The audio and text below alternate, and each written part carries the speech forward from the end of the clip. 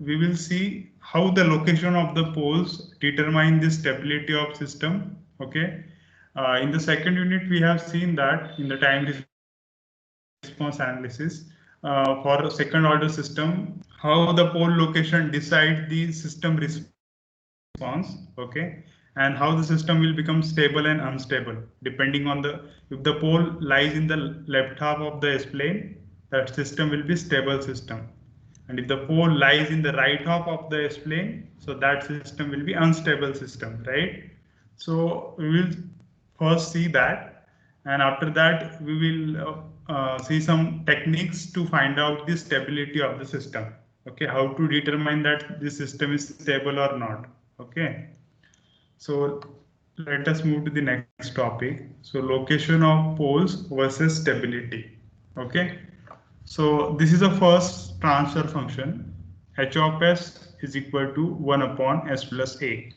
So if I draw the pole location for this particular transfer function,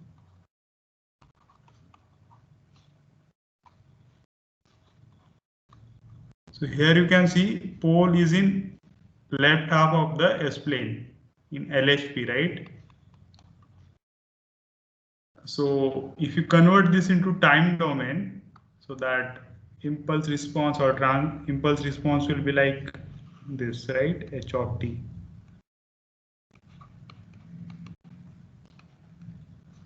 So H of t will be, if you take a inverse Laplace transform, that will be e raised to minus at u of t. So signal will like this, right? This will be 1.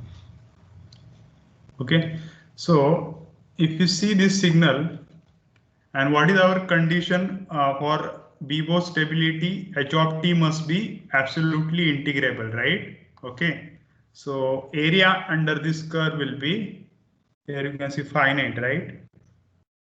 So area under this curve, if you see, that will be finite, right? So I can say that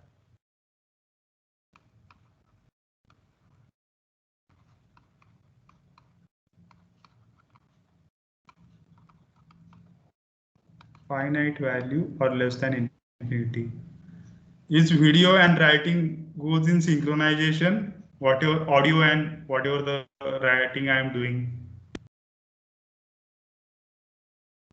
Yes, sir. Okay, thank you.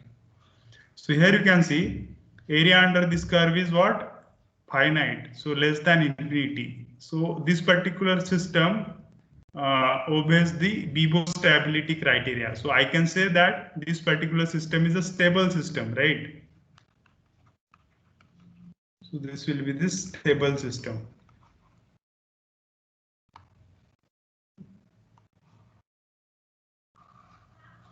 Okay. So next, the next transfer function is h of s is equal to 1 upon s plus a square. Okay. So if I draw the pole 0 location for this particular transfer function, so that will be like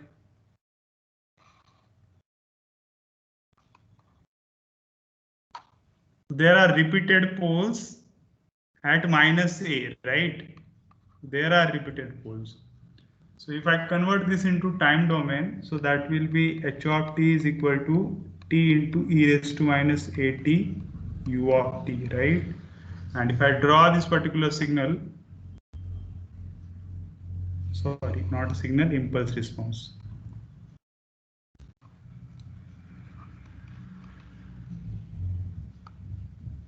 So that will be like this. Okay.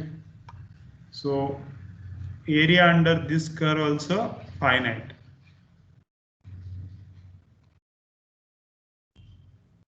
Right. So I can say that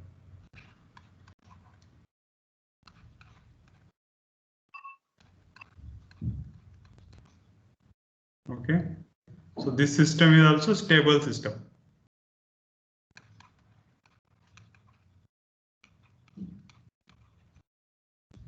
Right. Let us consider the third transfer function. Okay. So if you draw the pole 0 location for this, here h of s is equal to 1 upon s plus a square plus b square.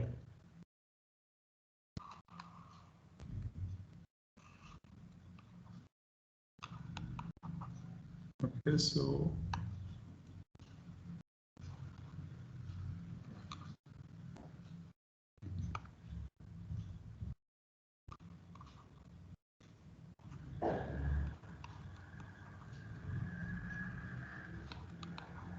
okay. So pole lies in the left half of the S-plane, and if you just convert this particular transfer function into time domain, you will get this Laplace transform, right? Yeah, sorry, impulse response. So this will be 1 upon b e raised to minus ct sin bt u of t. So if you draw this impulse response,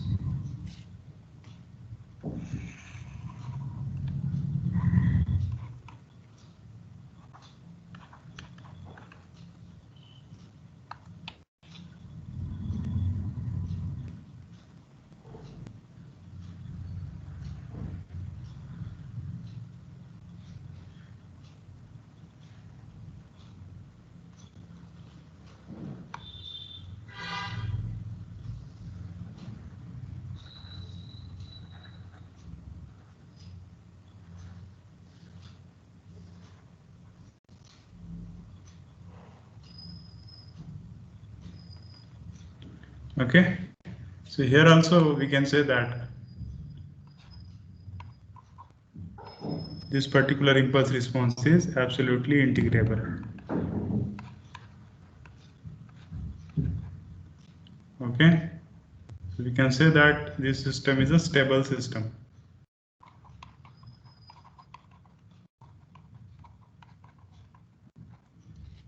So now we have seen three transfer function. So in all those transfer function, pole lies in the left half of the S-plane. Okay, so we can say that if pole lies in the left half of the S-plane, the system will be a stable system, right? So if you want to find out stability of any system, here the system is what? First order system, here second order system, here second order system, right? So for this first order and second order system, if you find out the pole location, if pole lies in the left half of the plane, that system will be stable system. Okay. And if pole lies in the right half of the S plane, that system will be unstable system. Okay. So this conclusion we can draw here. So let us see another one condition here, the marginal stability condition. So let us consider this particular transfer function. So here, if you find out the pole location for this, so here transfer function is what? H of s is equal to 1 upon s square plus b square. So what will be the pole location?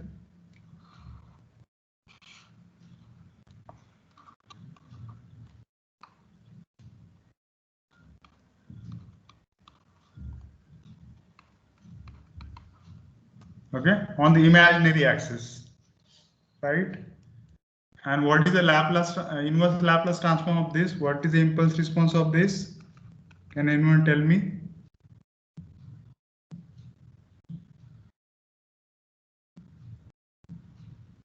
Take an inverse Laplace transform of this, you will get inverse response.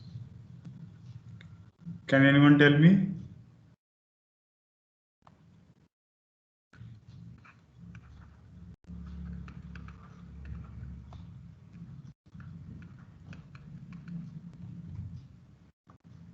Is it right?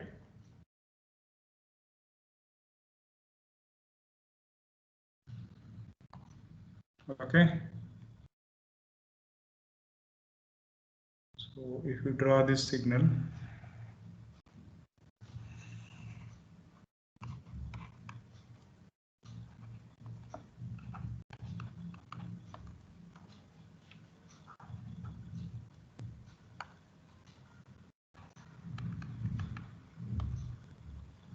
so that will be sinusoidal signal, right?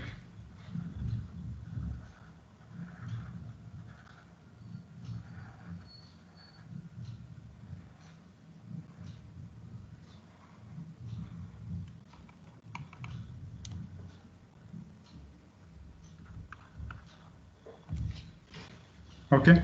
So now you tell me here the impulse response is absolutely integrable or not?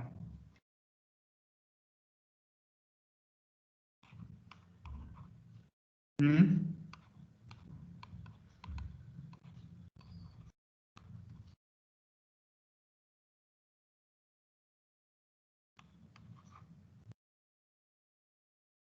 Okay.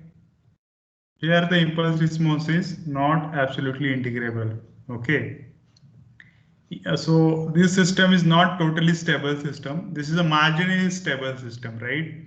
So for the how that system is marginally stable, we will see that. Uh, so here if you see the pole location lies on the imaginary axis. Okay. So here pole lies on the imaginary axis. Okay.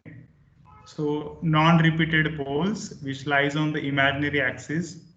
So those systems will be a marginally stable system.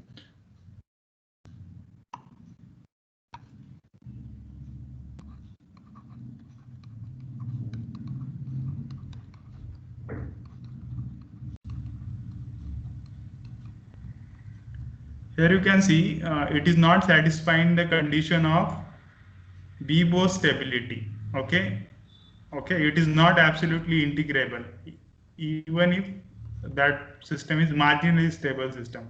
Okay, if you see the example of marginally stable system, so oscillator is a good example of marginally stable system. Oscillator, it is not totally stable. It may that system may enter into unstable condition or stable condition. Okay, so that marginally stable system. So according to the pole location, if you see, if pole lies in the left half of the S-plane, that system will be a stable system. Okay. If pole lies in the right half of the S-plane, that system will be unstable system. And if pole lies on imaginary axis, so system will be marginally stable system, but non-repeated. If there are repeated poles on the imaginary axis, that system will become unstable. Okay, so let us see some examples of unstable system and marginally stable system. So here you consider the transfer function this h of s is equal to 1 upon s. So this particular pole lies on the imaginary axis. So if you convert this into time domain, if you find out the impulse response of this will be h of t is equal to u of t, right? So that will be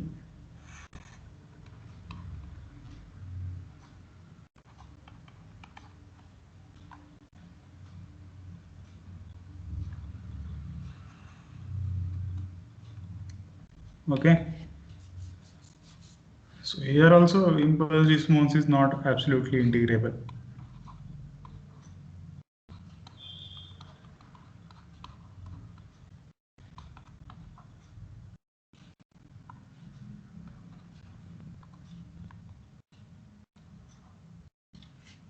Okay. So let us apply a different bounded input to this system, this particular marginally stable system.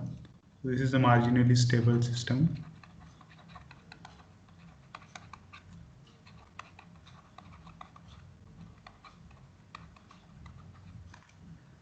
Okay. So let us apply some bounded inputs to this particular system.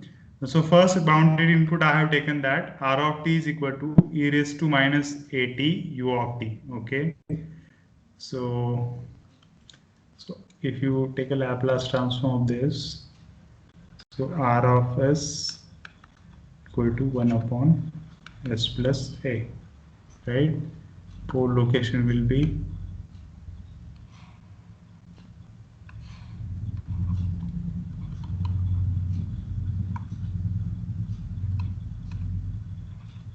okay. So this is the pole location of input. And what is the pole location of system? System pole location it at origin, right? 1 upon s. So what is the output? H of s is 1 by s, r of s is 1 upon s plus s, 1 upon s plus a. So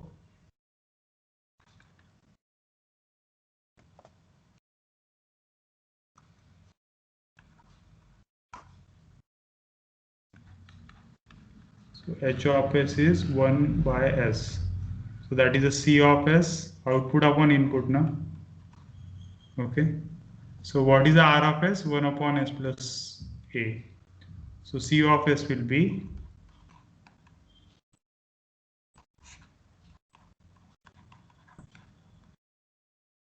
okay. So here if you put S equal to 0, that will be 1 upon AS. S is equal to minus A, that will be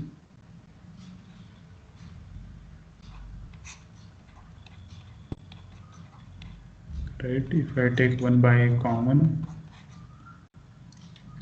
that will be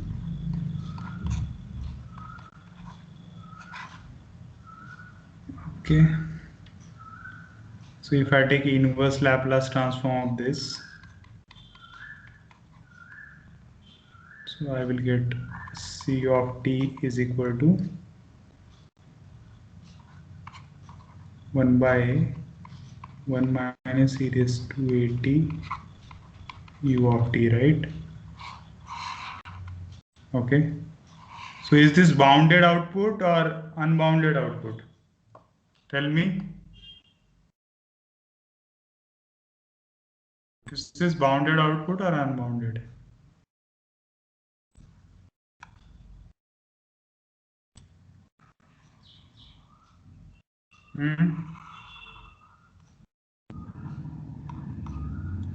No one is responding.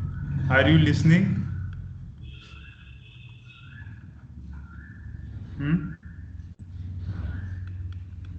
I audible properly? Yes, sir. Yes. So this will be the bounded output, right? Why? Because amplitude is finite, right? So if I draw the output signal, so that will be like this.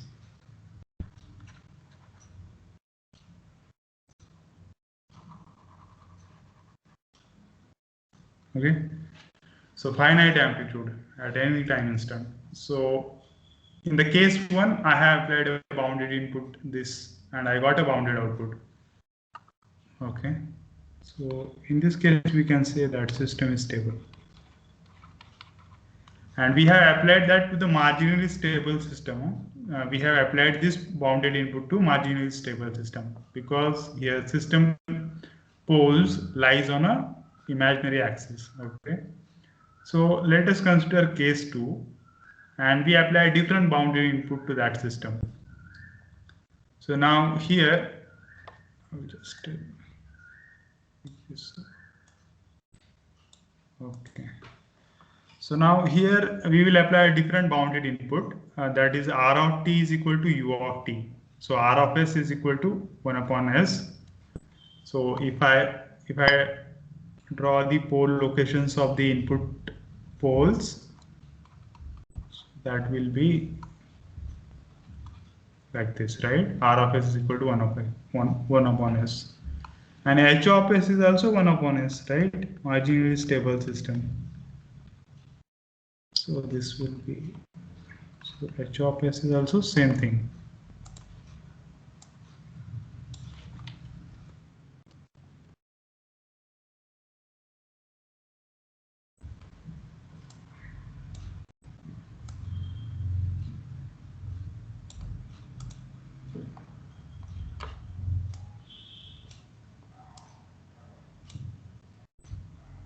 Okay.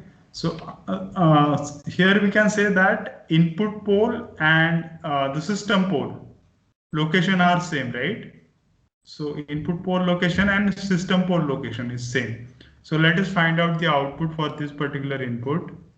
So as we know that H of S is equal to C of S upon R of S. So C of S output will be 1 upon S square, right? So if I take an inverse Laplace transform of this, C of t will be t into U of t. Okay. So if I draw this output signal, that will be a ramp signal, right?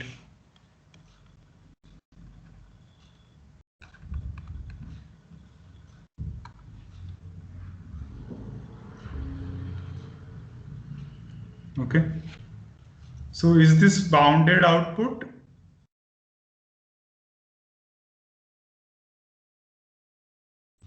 So this is unbounded output, right? Okay. So we have applied bounded input to marginally stable system. We got unbounded output in this case. And here we have applied a bounded input to marginally stable system. In this case, I got a bounded output. Okay. So main difference between case 1 and case 2 is what? If system pole location is equal to the input pole location, in that condition, you will get an unbounded output. Okay, even if you apply a bounded input to marginally stable system. Okay. Okay, so this is the main point here. You need to take a note of that. So if you apply a bounded input and that input is having same pole location as the system pole location, you will get an unbounded output. Okay. So for a marginally stable system, if you apply a bounded input, output may be bounded or output may be unbounded. Okay, those two conditions are there. But if you apply a bounded input to stable system, output will be bounded only. Okay, so that is the main difference between the totally stable system and marginally stable system. Okay, so here a few points we can note. Marginally stable system produces a bounded output if poles of the input and H of S don't coincide. Okay, and if those pole coincides, in that condition output will be unbounded. Okay, and this marginally for the marginally stable system, there should be a non-repeated poles on the j omega axis. So these 3 points are important. Okay. So let us consider another transfer function here. So here h of s is equal to 1 upon s square. So pole location will be at origin. There are repeated poles.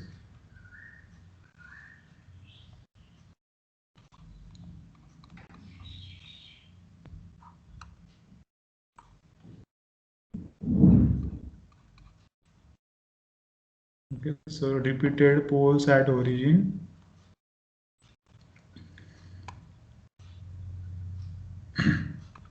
So if you take a inverse Laplace transform here to find out impulse response, h of t will be t into u of t.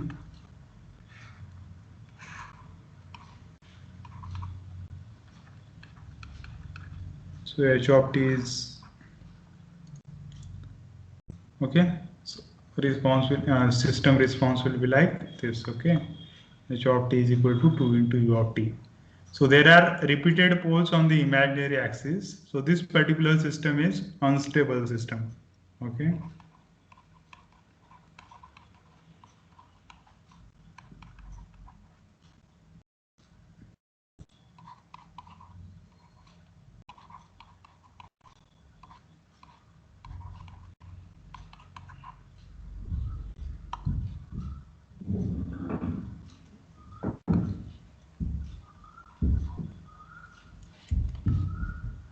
Okay.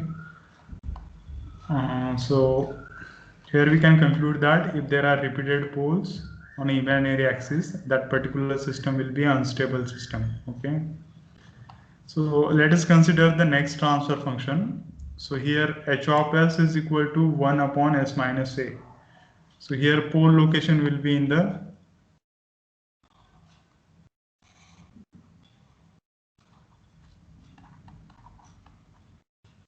right half of the s plane.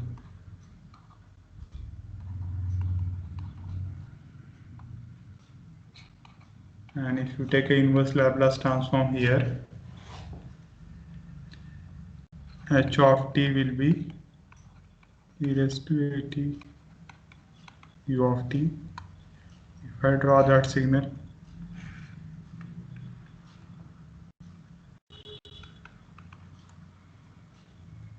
so at t is equal to 0, value will be 1, right? So that will be like this. Okay. So here also the system will be unstable system, right? Because minus infinity mod of h of t dt will be infinite. So this is an unstable system.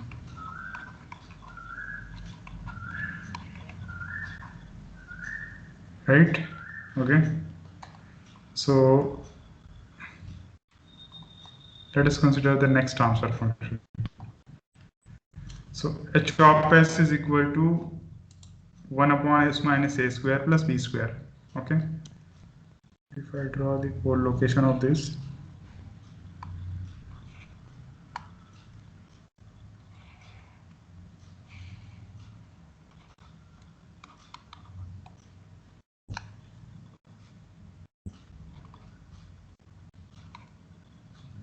so this will be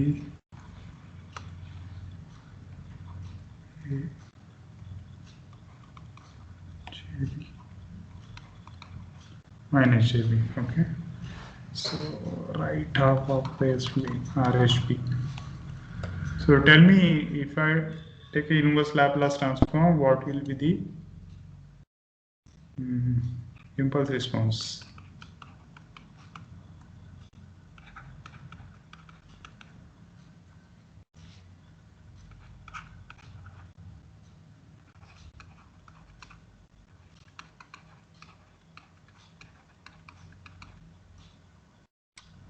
Okay. Sin bt into u of t, e raised to at into sin b. So if I draw response like this, so h of t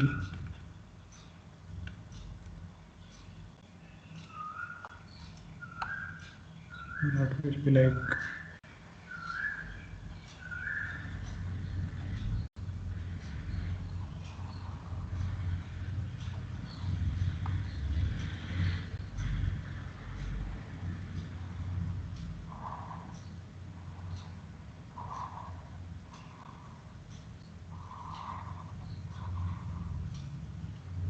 okay. So here also this is not an absolutely integrable system.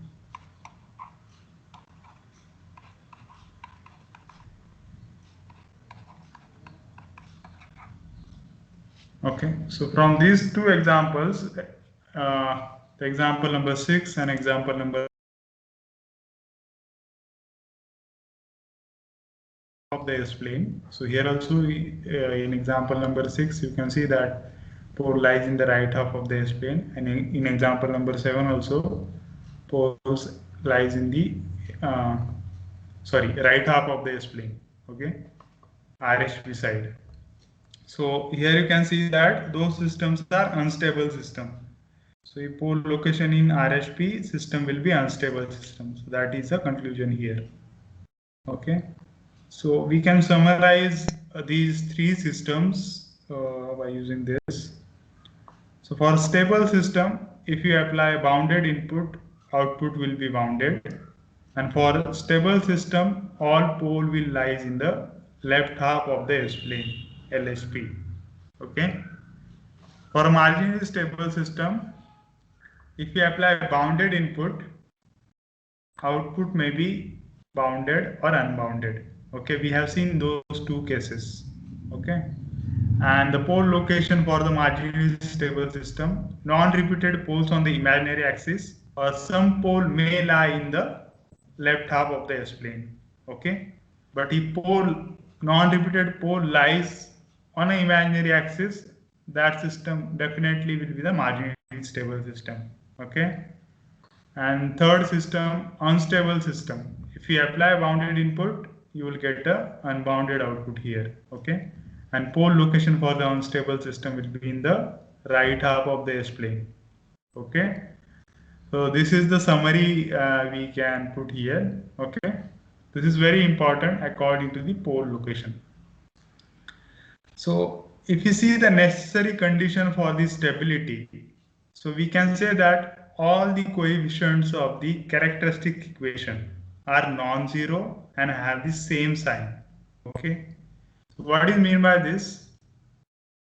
So if you tell me what is mean by the roots of the characteristic equation? What we call to the roots of the characteristic equation?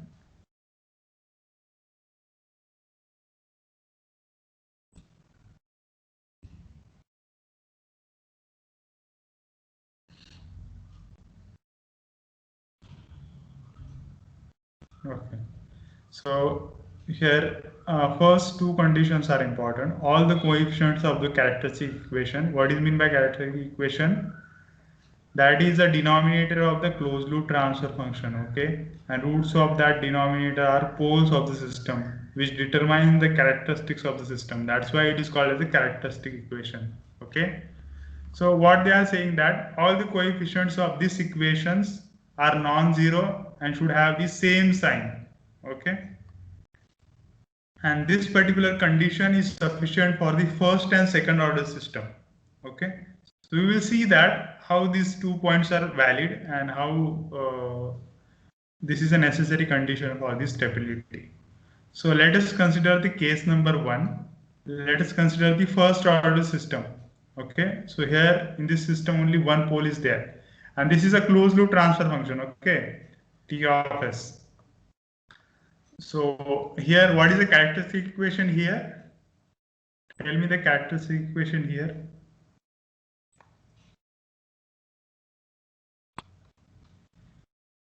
Anyone at least.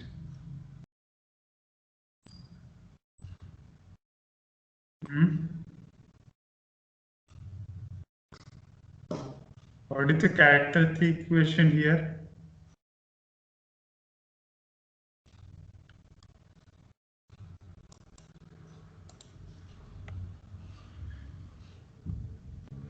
Shubham.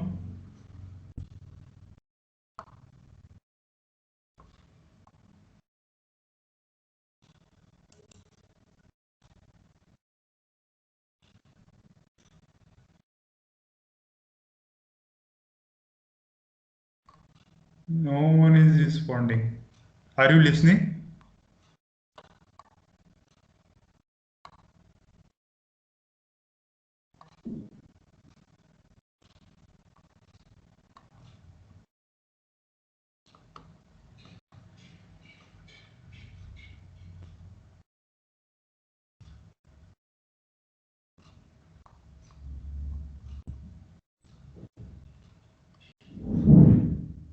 Samskar, what is the characteristic equation here?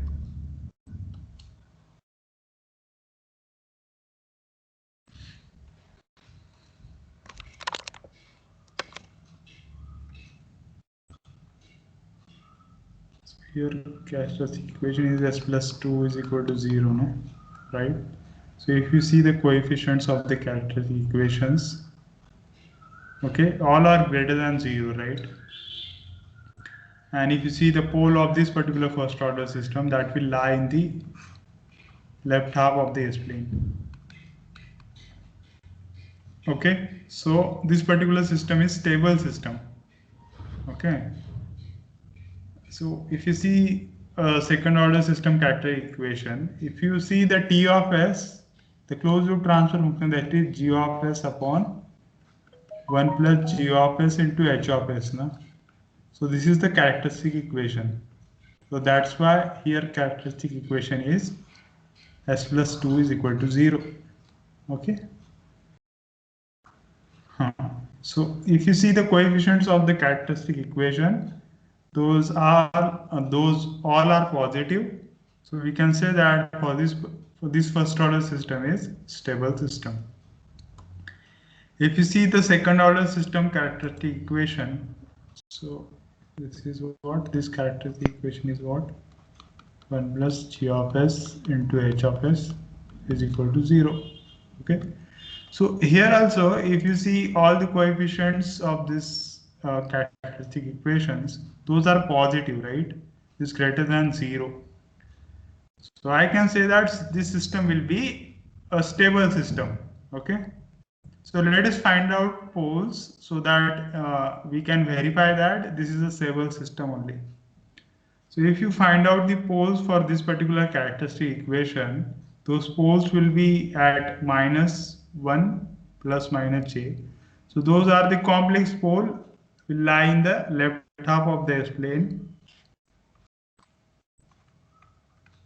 Okay.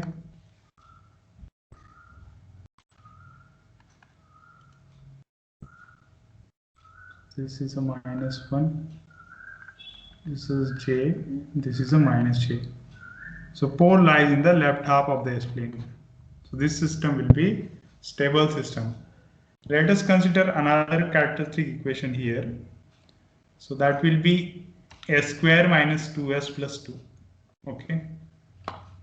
So if you find out poles of this characteristic equation, you can see that poles in the right half of the S-plane, 1 plus or minus 1J. Okay. So this particular system is unstable system. So what is the point of conclusion here? If all the coefficients of the characteristic equation having the same sign, or if positive, okay, if all the coefficients of the characteristic equation are non-zero and have the same sign, okay, so here you can see in the first case, in the first characteristic equation of the second order system, coefficients are non-zero and positive having the same sign. Okay, so here we can directly say that system is stable system without finding out the pole location. Okay, and if you consider the second characteristic equation, here you can see that coefficients are non-zero but not having equal sign. So here this particular coefficient is having minus sign, -2s, no? Okay, so directly we can say that here the system is unstable system. Okay, so no need to find out pole location and all those things. This is apply for only first order and second order system. Okay, so why this is applied for only first order and second order system, we will see while considering the case of third order system. Okay, so this is the characteristic equation. I will just draw the pole here. Now let us consider case 3. So this is the third order system characteristic equation. Third order system characteristic equation. Okay, S cube plus S square plus 5S plus 125, that is equal to 0. So if you see that here all coefficients are greater than 0. Okay, and all are having the equal signs. And if you find out the poles for this characteristic equation, so those poles will be, one pole will lie in the left half of the S-plane, that is a -5, and two complex poles lies in the right half of the S-plane, 2 plus or minus 4.5i. Okay, so if I draw the pole location for this particular characteristic equation, so one pole will lie at -5 and other pole will lie in the RHP, so that is at 2, 4.5i or J -4.5i. Okay, so this will be the pole locations.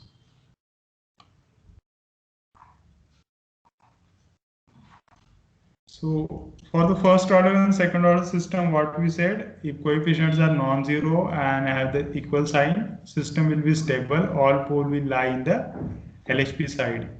But that is not the case with the third order system.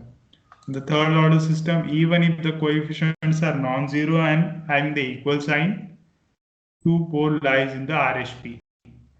So we can say that positiveness of coefficient guarantees that only real pole will lie in the LHP, but we can't say anything about the complex pole. Okay, so that is the case here. So if you see this particular second characteristic equation of the third order system, that is S cube plus 4S square plus 6S plus 4 is equal to 0. So it is also satisfying the necessary condition, right? and poles are also lying on the lie in the LHP of the S plane, -2 and -1 plus or minus j. But in this case, you can see complex pole lies in the RHP. So this necessary condition, what is the necessary condition? All the coefficients of the characteristic equation are non-zero and have the same sign is only applicable to the first and second order system. You can't apply that particular condition for the higher order system. Okay. So have you understood this point?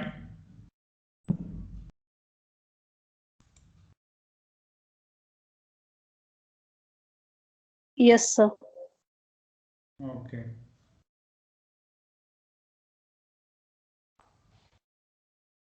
So, so if we have seen that we have considered first order system, second order system, and third order system, right? So if you want to find out the stability of system, you can just find out the pole location. You will check where the pole lies, that is in the LHP or RHP. Okay. So according to that, you will determine that system will be stable or unstable system. Okay. But as system order is getting increased, okay, you can't determine the system stability by finding out the pole locations, okay, by solving these equations, characteristic equation. You can't find out the roots of those characteristic equation. If the system order is higher, fourth order system, fifth order system, sixth order system, so how you can determine the stability for those systems? For first and second, it is easy. You just find out the pole location. Even for third, you just find out the pole location, and you can say you can comment about the stability of the system. But for higher order system, you can't do like that because the calculations are complex, and it will be difficult to find out the poles if the order of the system will get increased. Okay. So in such a cases, there is one criteria, Routh-Hurwitz criteria. Okay. So this will be applied on the characteristic equation of the system. What is mean by characteristic equation? That is the denominator of the closed loop transfer function. That is only. Okay. So in this particular Routh-Hurwitz criteria, we first find out the Routh table. Okay. And using that Routh table, we determine the stability of the system. Okay. So let us see how to form the Routh table and how to determine the stability using that. Okay.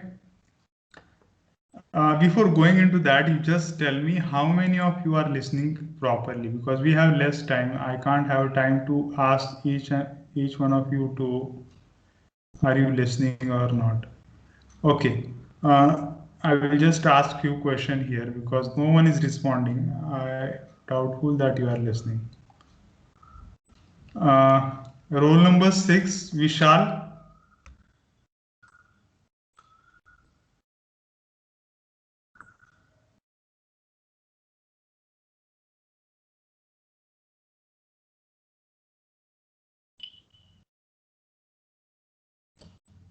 Roll number 12, Abhay.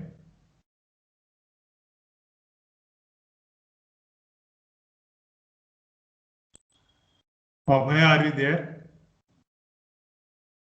Yes, sir. So you just tell me those three systems, what should be the pole location for stable, marginal stable, or unstable system, and what we have seen in this lecture up to this point. You can just summarize it, what you understood up to this point, what we have learned.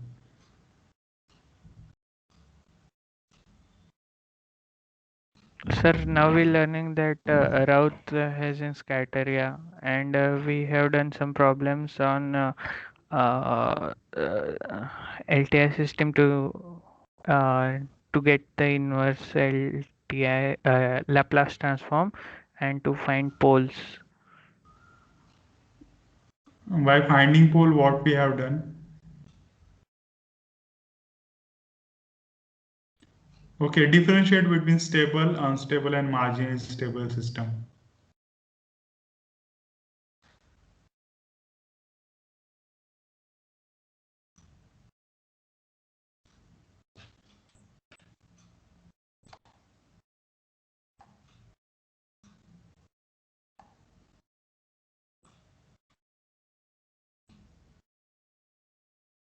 Okay, roll number 35, you tell me. What is the difference between stable, unstable, and marginally stable system? If impulse of finite magnitude is input, then unbounded output will be there, that is marginally stable, I guess.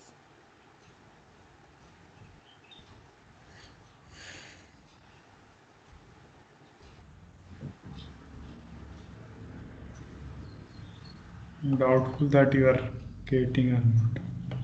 Can anyone conclude from all these 62 students what we have learned?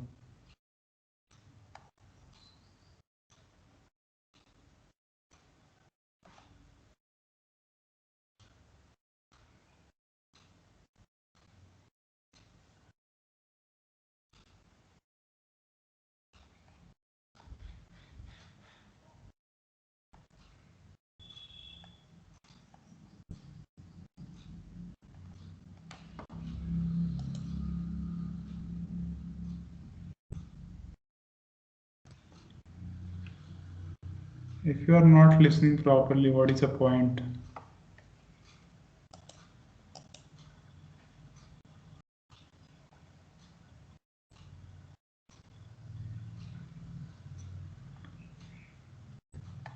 Okay, roll number 42, you tell me. What is the difference sir. between stable, unstable, and marginally stable system? When poles in left half side, then this is a stable system. When poles in right half side, then it is unstable. And when poles on imaginary axis with not repeated, then they are marginally stable system. Okay, good. ठीक है, so we can proceed now.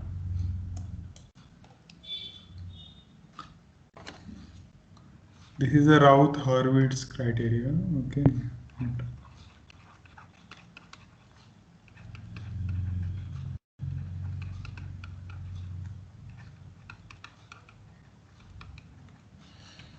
Okay, so let us see how to form a Routh table.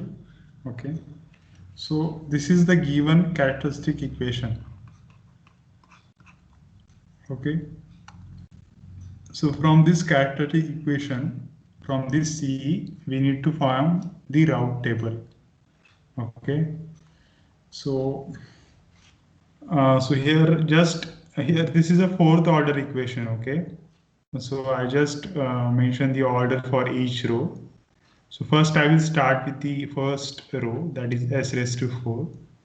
And in this row, I will write the coefficients. Okay. Now here order is even. Okay. So I will start from this even order and I will just take even order coefficients. So s raised to 4, s square, s raised to 0. Okay. In the first row.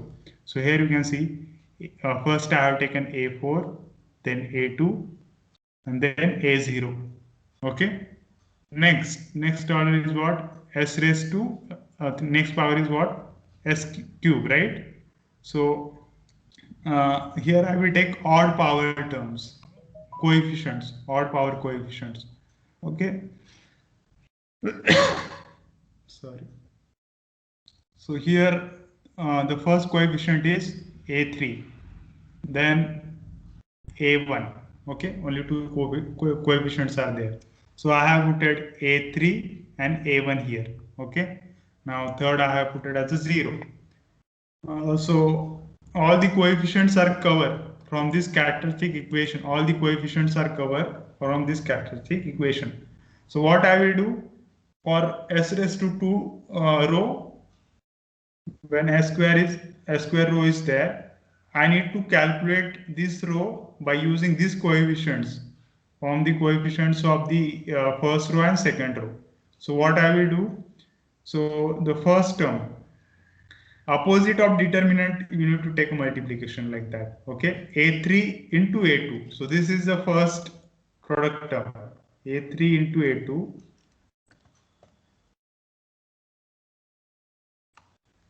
Okay, a3 into a2 is the first product term.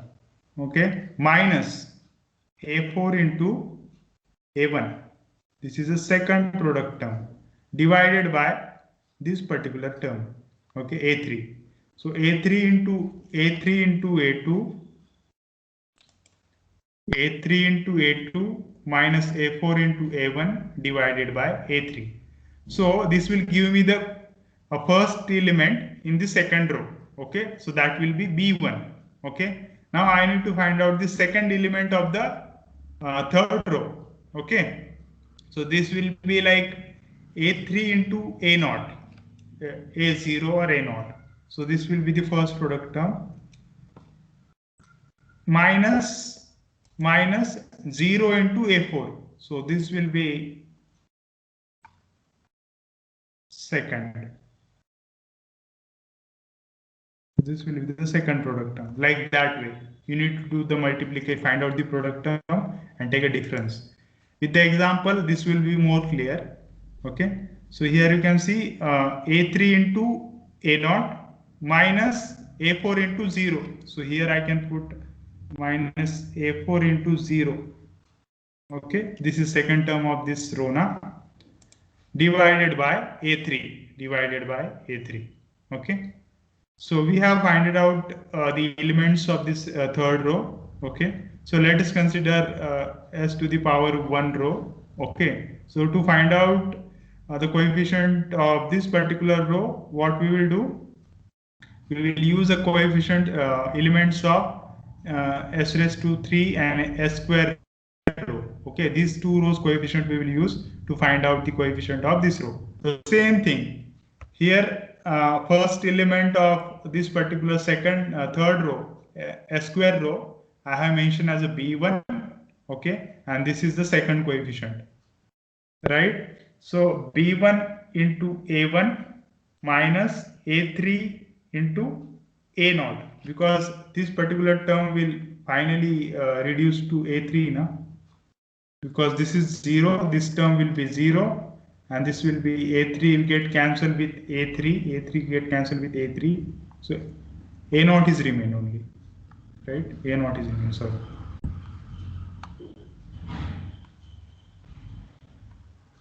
So here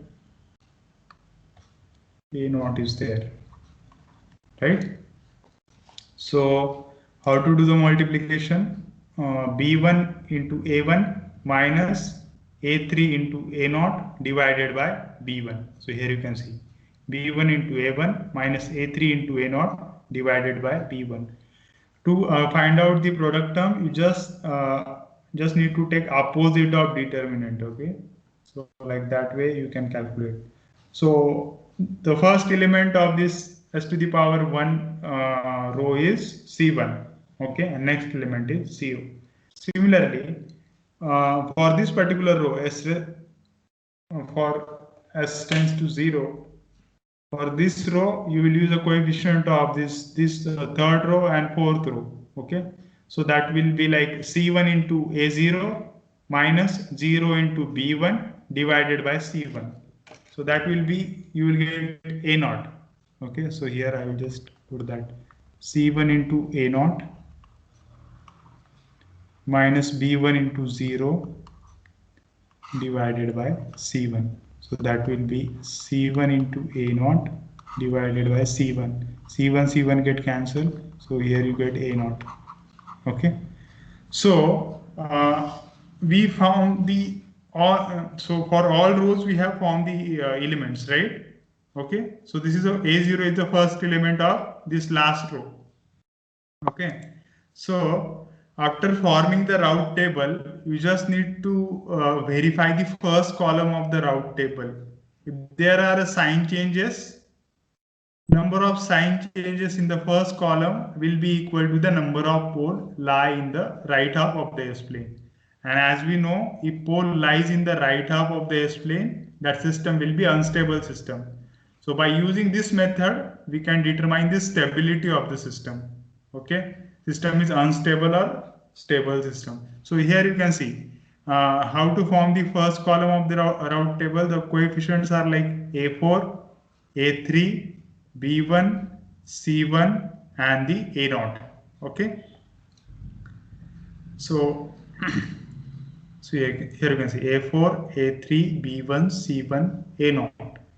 If number of sign changes, here you can see if the number of sign changes is equal to 0, no pole lie in the right half of the S-plane. If there are sign changes in these coefficients, so a number of pole lies in the right half of the S-plane will be equal to the number of sign changes. Okay, so